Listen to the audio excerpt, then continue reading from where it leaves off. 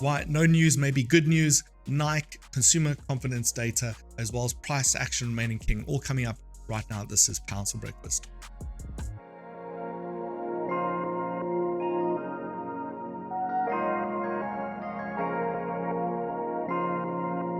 Okay, good morning, you beautiful people. It is Monday. We are wrapping up the month of June. Can you believe it is almost done and dusted? Third quarter on its way in the next few days, guys. Right, so looking at the markets, we have a fairly quiet week this week. We're going to dive into some of the news, some of the events, what has happened, the craziness with Russia that just happened over this weekend, and how that could affect markets. But as I said, no news is going to be good news for us this week, allowing us to focus a little bit more on price action. We've had the craziness of inflation. We've had Powell speaking. We had all that drama. We have a bit of info this week that can cause some volatility, but other than that, I think we're going to have a smooth sailing week, relying on price action, relying on market structures, and just getting back to good old technical trading, right? So let's quickly jump in and have a look at what we can expect to hear and see this week, right? So first and foremost, from an earnings report, we have Nike bringing out some of their data, and I believe that's going to be coming out on Thursday. And then we've got some CB consumer confidence for the dollar that is coming out on Tuesday. Outside of that, those are going to be the two biggest items we need to be aware of and we need to know. I'm going to be sending through this article. It'll be down in the link below of this description of this video. Go and give yourself a quick read here. It'll take 5 minutes or so, and you've basically caught up with everything you need to know from a US market perspective. Now, looking at the economic calendar for today, we don't have all too much busy happening. Apparently, there was a European Central Bank meeting at 2 a.m. this morning. I don't know, I haven't double checked it, but there is some IFO business climate info coming out at 10 o'clock. By the time you watch this video, that should be happening on German data. That's obviously going to affect the euro. Then outside of that, we've got Lagarde speaking at about 7:30 tonight, so something to be aware of. Now, looking into the next 7 days, tomorrow we are going to get that CB consumer confidence for the dollar. That's going to be big, and that's going to basically show, where are consumers in terms of their confidence on the dollar. This will give us a great insight and indication to what has happened from a Fed, what has happened from an interest rate perspective, and how has that affected the consumer. And that's going to be a key piece of data to look at how strong the dollar currently is. Outside of that, we've got Powell speaking. That will be on Wednesday at 3:30 in the afternoon. So we got him having a little bit of a chat there again. One of the most powerful men in the world from a financial and markets perspective, definitely going to move the dollar. We've then got a continuation of Powell's speech at 8:30. I've just got to confirm. It's quite rare for me to see these types of times, so we will double check. For those of you who are noticing, we're no longer using economic calendar from investing.com, right? If you guys are with us through some of the bigger events, we saw some missed data, right? We saw data come in saying 5.25, and then it was revised to 5 a little bit later. So again, that's a massive mess, and I've just found investing.com to be highly inaccurate and just non-consistent at times. So we are switching over to daily FX and their economic calendar. Okay, next biggest event, we've got that GDP growth rate. This is going to be the final data or the final number for Q1, showing how the US economy has grown from a gross domestic product perspective. And then as we look to start wrapping up the week, we have some data in the morning, not too much I'm really concerned over outside of some unemployment data in Germany. And then we've got some PCE price indexes on the dollar that it will be coming out. The Michigan consumer confidence, consumer sentiment, right, does also have quite a bit of an impact and can have a big impact in the market. So we will keep an eye on that, and that'll be on Friday afternoon.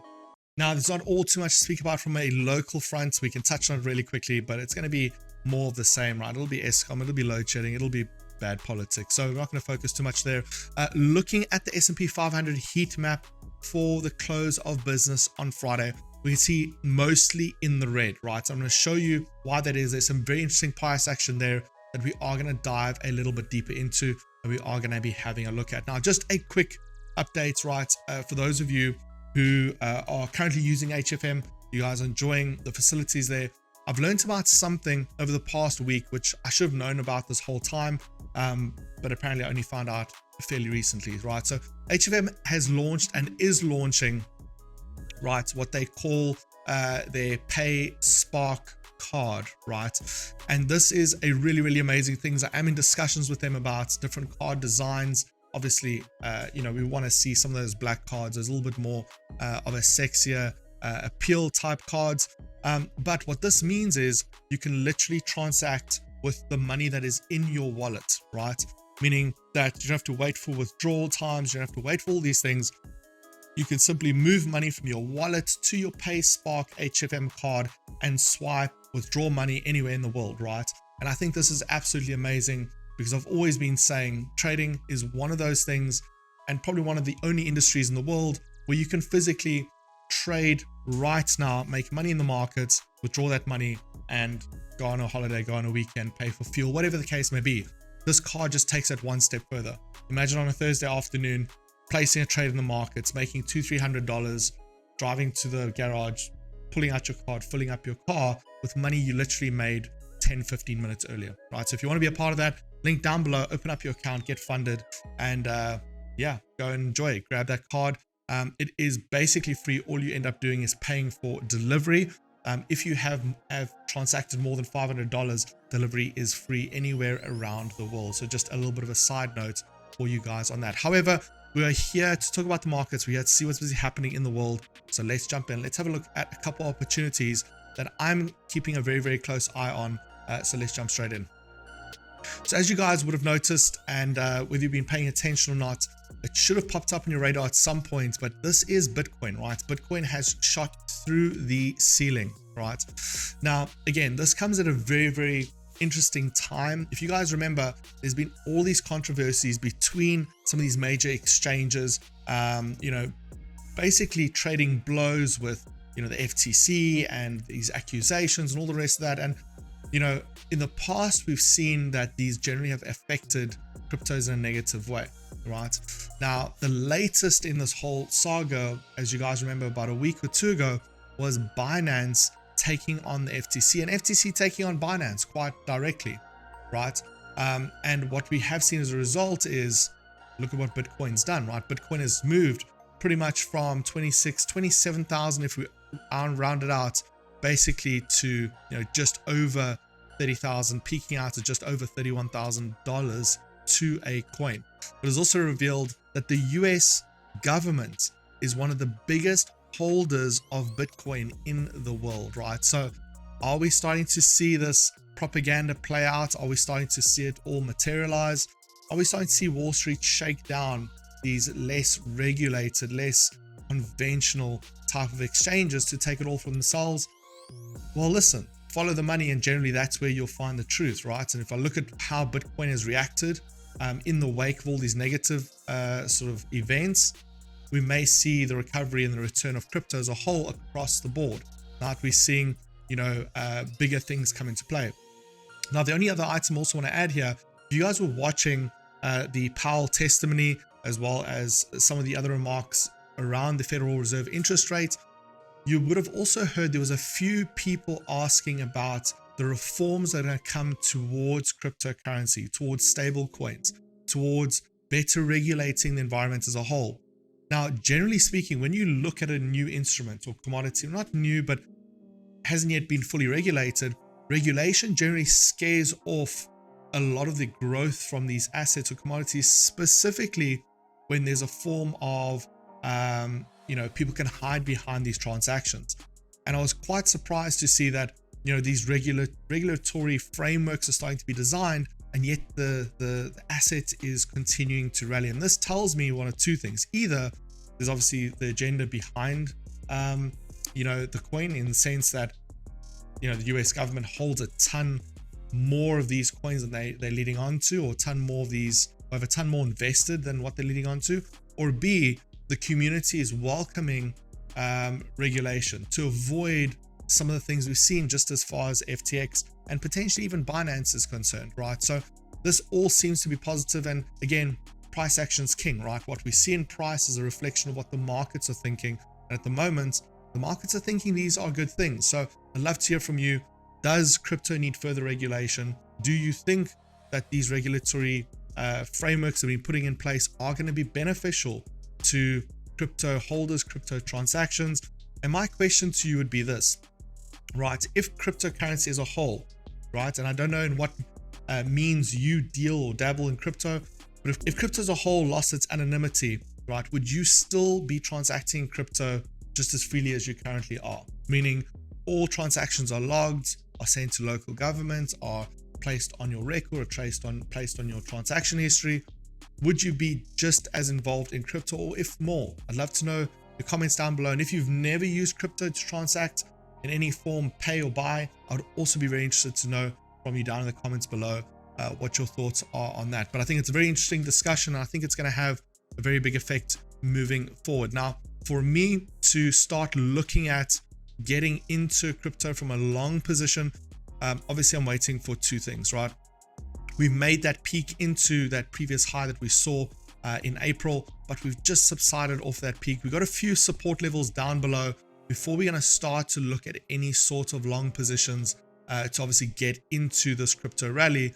But as with all things, you know, we've hit that high, we've bounced there. It may still be a while before we make a breakthrough. However, should we go through that $31,000 to a coin, this may signal an opportunity to start getting long. Now, quickly moving on to USD ZAR as we look into some currency and then jump into commodities and then indices. If you look at USD ZAR, it looks like a little bit of a mess at the moment. However, if you take a step back and we just look at this on a daily time frame, you will see there's quite a big decent level of support here. And when we zoom in, and I'll drop down maybe onto a 4-hour time frame and just zoom there, what you'll see is that pullback that we noticed pretty much from the start of June, that sell-off on USD ZAR has basically come down perfectly to our fib 78.6 level, right?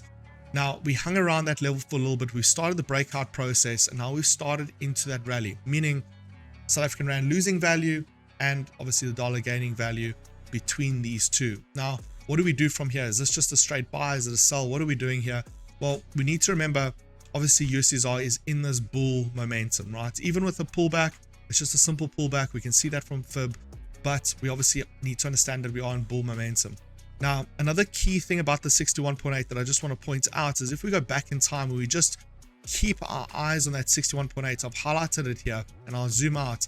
The 61.8 in this particular case, reading at 18.5477, meaning $1 buying 18 Rand 54 cents 77 pips, is a key zone. So what I'm looking out for, and what I will be looking out from a signal perspective, is sending out a potential buy opportunity once we retest that 61.8, looking for a decent amount of risk management or support down below for us to continue this wave towards the top side. Obviously, you know, there's still favor in the dollar. Obviously, there's still a lot of risk in the rand. And so USD ZAR long may be an investment type trade that we can hold for multiple weeks, if not the whole month of July, right? And again, as I've said, we are very, very likely, right, in the next month or two, if I zoom back out onto, or just go back onto a daily time frame, we are very well on track. I mean, actually, maybe just do a weekly, just to give you guys a better idea here.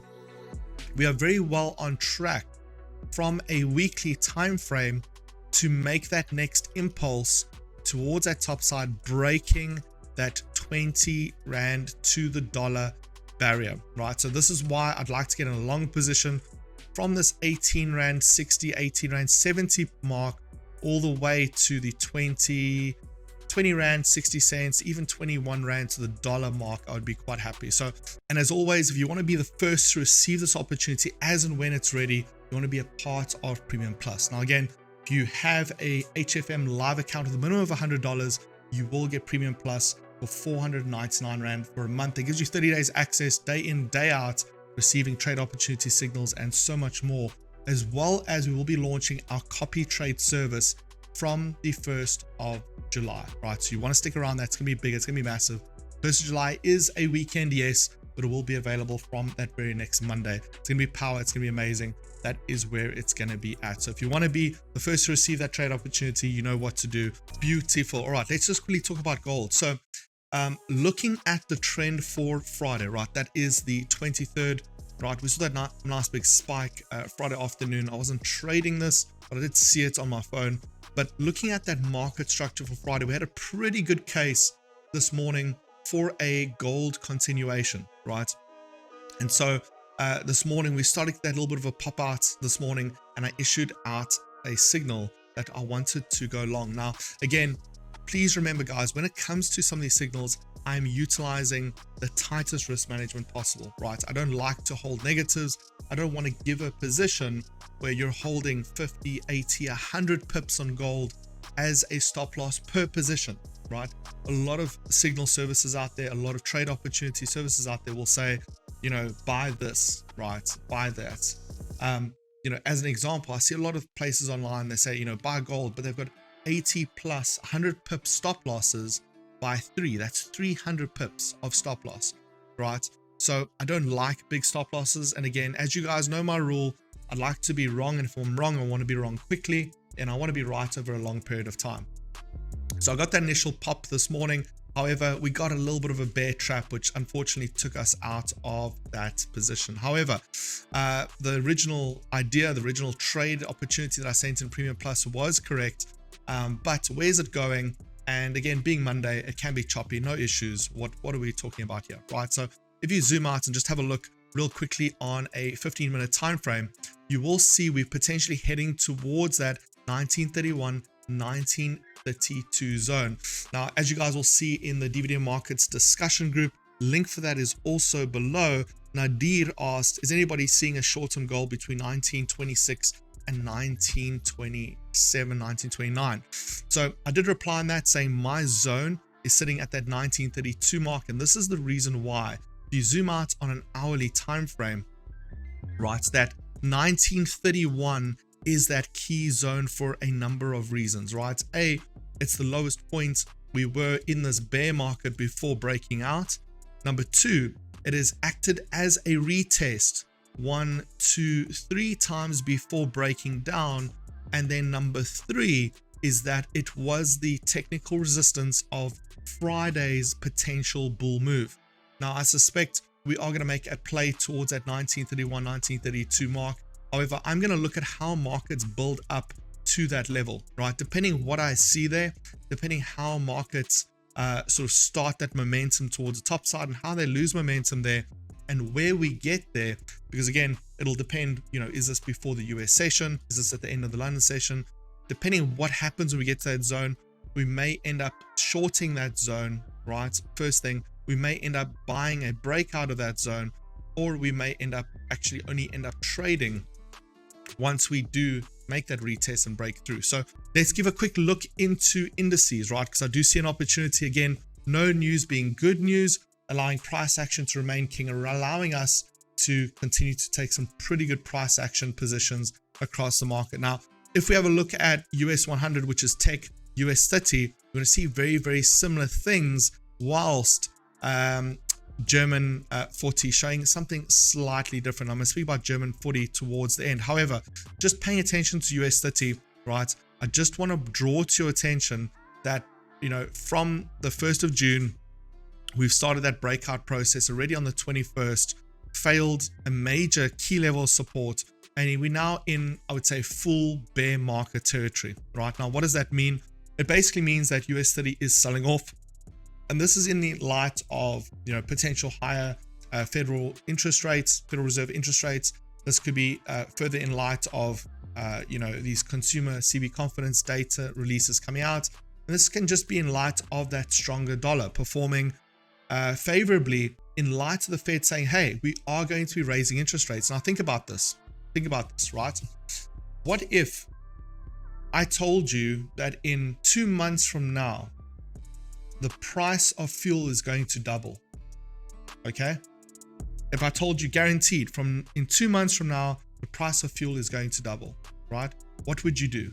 Would you go ahead and buy out fuel now at today's prices and sell it in 2 months at higher prices for a profit? Or would you just stand back? Or would you buy it later when it's higher priced, right?